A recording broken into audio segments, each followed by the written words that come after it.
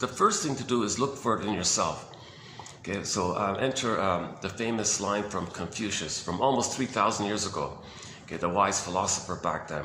He said to his students, "Dear students, when I'm in a party of 3, I always have 2 teachers. To the one I admire, I try to study from him, learn from him.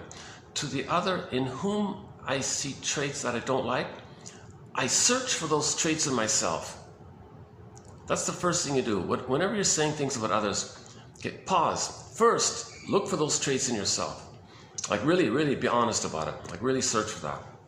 You know, so that's hard work to do. That's called owning your projections, withdrawing your projections.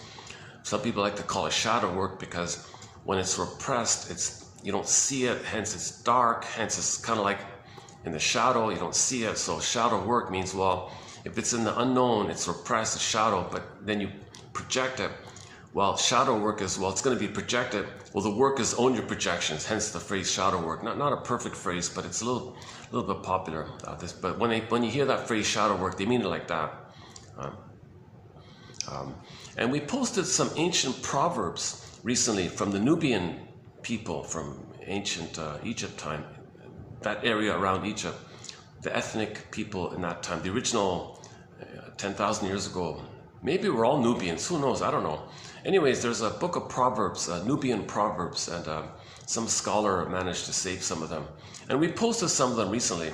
One of them is, well, the basic one is that the camel doesn't see his own hump, right?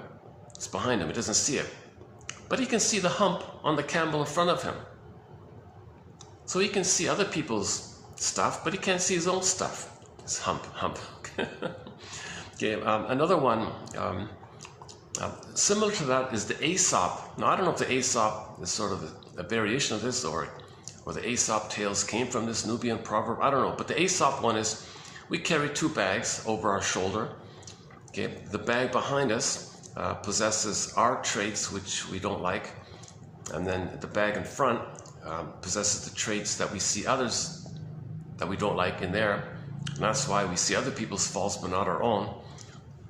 Now back to the Nubian proverb, the one we added, there's kind of a surprise to me, a little graphic, a little colorful, like a little informal, I guess, maybe too informal, I'm not sure, but it is memorable.